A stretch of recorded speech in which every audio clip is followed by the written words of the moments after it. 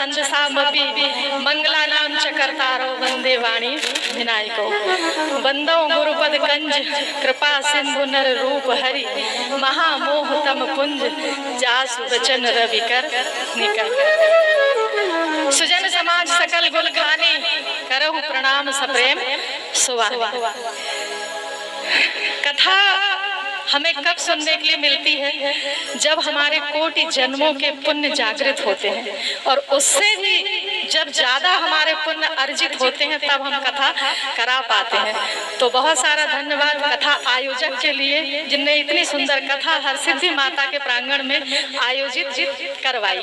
सही कहा है सुंदर कांड के चौथे दोहे में कि तात स्वर्ग अपवर्ग सुख, धैर्य तुला एक अंग, और तूल रता ही सकल मिल, जो सुख लव सत्संग। सत्संग के सुख की बराबरी स्वर्ग और अपवर्ग यानी मोक्ष भी बराबरी नहीं कर सकते हैं।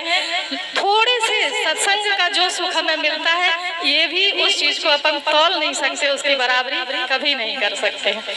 और कथा के लिए तो इतनी अच्छी आनंदमय कथा के लिए बस इतना ही कहेंगे व्यास जी के लिए कि श्रोता वक्ता शील निधि, कथा रसिक हरिदास। अयोध्या कांड बालकांड में लिखा है तुलसीदास जी ने कि श्रोता वक्ता शील निधि, कथा राम के गुण। भगवान की कथा बहुत गूढ़ है, उसे अपन जल्दी नहीं समझ सकते हैं, लेकिन श्रोता वक्ता शील निधि, कथा रसिक हरिदास, और पाय उमा अति गोपमयी तो सज्जन करहि प्रकाश। उत्तर रामचरितमानस में तुलसीदास जी ऐसा लिख रहे हैं कि यदि श्रोता मन लगा के सुने, श्रोता वक्ता शील निधि और कथा रसिक हरिदास, कथा के रसिक जब बैठे हो तो फिर वक्ता बहुत अच्छी कथा सुनाने के लिए मन से सुनाते हैं। अच्छा, अब एक बड़ा प्रश्न आता है बस 2 लाइनों में, क्योंकि आज फूलों की होली भी करनी है, फिर भजन भी गाना है। कहते हैं भगवान कहाँ रहते हैं? तो भगवान के पाने के तो कई तरीके महाराज जी ने ही बता दिए, और बहुत अच्छे अच्छे तरीके बताए पूरी कथा में, हम तो अभी कल से सुन रहे थे।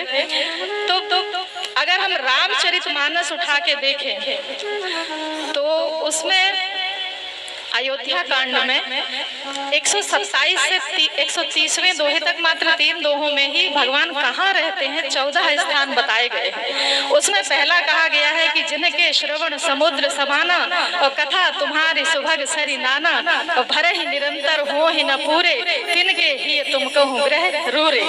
लोचन चातक जिन करी राखे, रहि दरस जल धर अभिलाखे, निद्रहि सरित सिंधु सर भारी, रूप बिंदु जल हो खारी।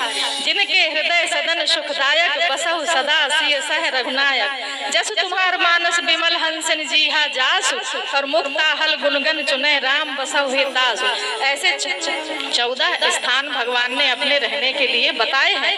और क्या बताए हैं? 13 स्थान ऐसे हैं जहाँ तुलसी बाबा लिख रहे हैं कि वाल्मीकि जी कहते हैं हे प्रभु आप जाके रहिए, लेकिन एक 14वां स्थान बताया है कि जिन्हें न चाहिए कबहु कछु तुम सन सहज सने, और बसहु निरंतर तास उर सो राउर निज गे।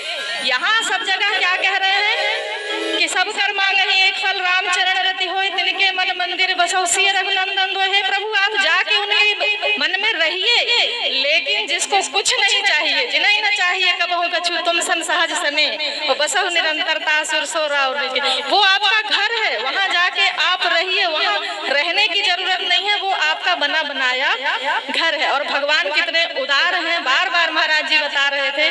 तो गीता में भगवान लिखते हैं कि अनन्यास चिंतयन्तो मां यो जना पर्युपास्ते, तेषां नित्या भुक्तानां योग क्षेमं वहाम्यहम्। और भगवान ने एक बहुत छोटी सी कथा महाभारत में आती है कि द्रौपदी का जब चीरहरण होता है तो द्रौपदी भीष्म पितामह को देखती है, द्रोणाचार्य जी की तरफ देखती है, स्वयं धृतराष्ट्र की तरफ देखती है, लेकिन उसका साथ कोई नहीं देखते हैं। तब वो कृपाचार्य की ओर देखती है और सोचती है कि कम से कम आप तो कृपा कर देंगे, लेकिन ऐसा कुछ नहीं हुआ। तब कृपाचार्य जी ने उसे ऐसा इशारा किया कि उस एक को याद करो। तो यही गीता में लिखा हुआ है कि सर्वधर्मान परित्यज माम एकम शरणम व्रज, अहम त्वां सर्व पापेभ्यो मोक्षयिष्यामि मा शुचः। 18वें अध्याय का ये श्लोक है। अब क्या कहें, विद्वान लोगों ने इतनी अच्छी कथा सुना दी। महाराज जी को बार बार धन्यवाद, इतनी सुंदर और सरल भाषा में कथा सुनाने के लिए। और